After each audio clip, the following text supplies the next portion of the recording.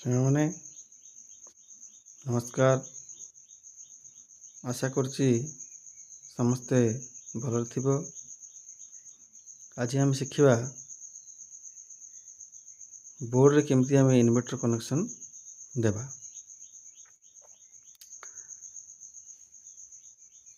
ବୋର୍ଡରେ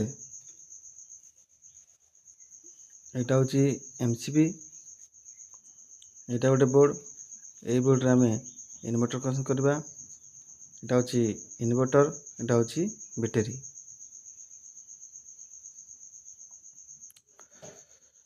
MCB ରୁ main point phase neutral এই ବୋର୍ଡ ପର୍ଯ୍ୟନ୍ତ ଆସିବ। ଦେଖନ୍ତୁ, এটা ହେଉଛି ফেজ ଆସିଗଲା। এটা ହେଉଛି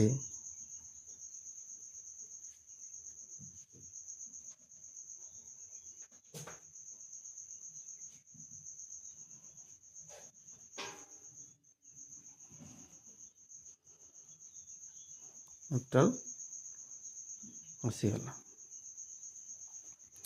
এটা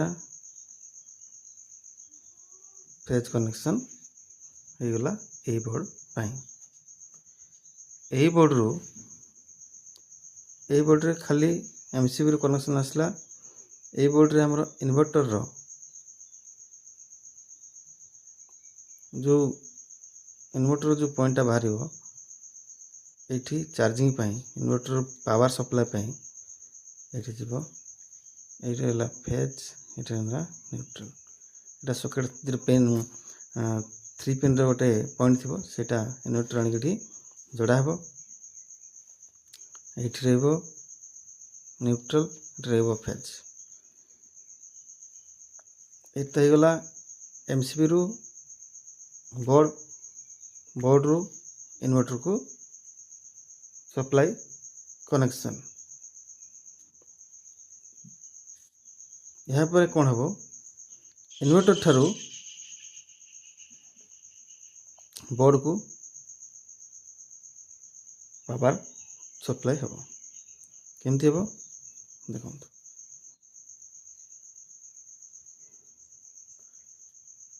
এইটা ହେଉଛି ଆମର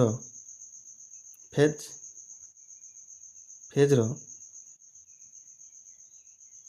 ପଏଣ୍ଟ ସବୁ ଯୋଡ଼ିଦେବେ। ହେଇଗଲା।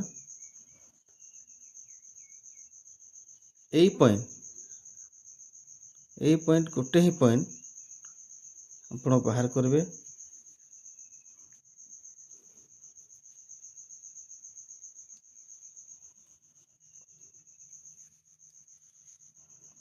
ଯେଉଁ ସାଇଡ଼୍ ଆମର ଫେଜ୍ ପଏଣ୍ଟ ଆସୁଛି, ଏଠି ଆସୁ ବା ଏଠି ଆସୁ, ପ୍ରାୟ ସବୁ ଜାଗାରେ ଏଇ ପଏଣ୍ଟରେ ଆସେ ରାଇଟ୍ ସାଇଡ଼୍।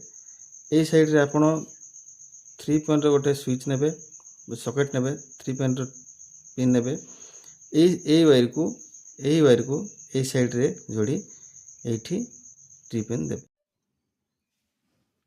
এটা ହେଇଗଲା, ପଜିଟିଭ କନେକ୍ସନ୍ ବୋର୍ଡକୁ ହେଇଗଲା।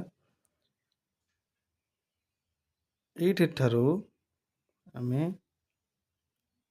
ସକେଟକୁ କନେକ୍ସନ୍ ଦେଲେ, ଏଇଟା ତ ଆପଣଙ୍କର ବୋର୍ଡକୁ ପଜିଟିଭ ପଳାଇଲା, ନେଗେଟିଭ ଆସି ନାହିଁ। ଏଠି କ'ଣ କରାହେବ, ମେନ୍ ସୁଇଚ୍ରୁ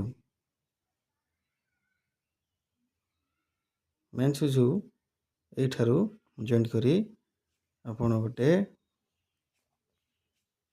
ନେଗେଟିଭ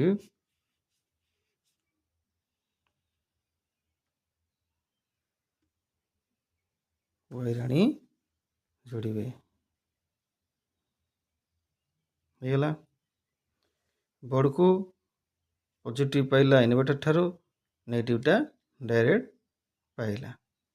ବୁଝିପାରିଲେ? ଏବେ ଆମେ କ'ଣ ଦେବା,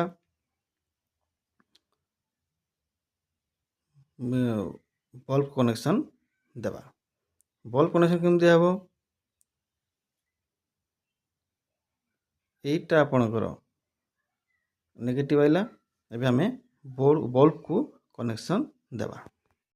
आमे बल्ब कनेक्शन देवा देखु नेगेटिवटा एठू जोड़ी गोटे देदेवे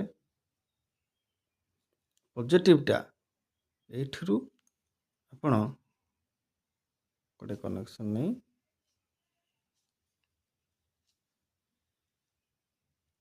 बल्ब को देवे बल्ब कनेक्शन हो गला आपण सॉकेट चलला इन्वर्टर रे बल्ब भी चलला आउ गोटे कथा आपण मनकर एठी आउ गोटे बल्ब लगेबे आउ गोटे बल्ब लगेबे ताकू आपण खाली बिना इन्वर्टर कनेक्शन रे डायरेक्ट करंट रे देबे गोटे चीज खाली अच्छी आउ गोटे बंद कर बल्ब देबे आपण एठी कोन करिवे एठी खाली पावर रे चलिबो इन्वर्टर नहीं एठी कोन करिवे आकू एठू कनेक्शन आपण काटी देबे यार इन्वर्टर कनेक्शन आछि आकू काटी देबे काटी दे कोन करिवे हमर एमसीबी रु जो कनेक्शन टा आछि ए बोर्ड को फेज रे आ पॉइंट रु गोटे पॉइंट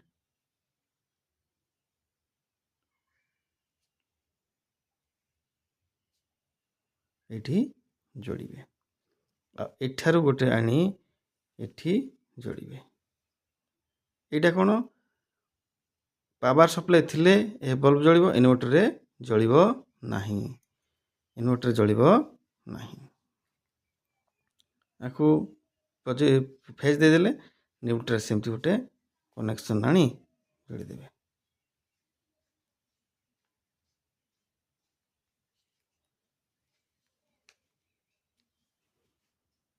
एटा आपनकर खाली पावर मेन पावर सप्लाई थिले ही करेंट जळिबो इन्वर्टर रे जळिबो नाही इन्वर्टर कनेक्शन एमती करा जाए भल लगले वीडियो को लाइक करंतु और चैनल को सब्सक्राइब करंतु रहिली नमस्कार।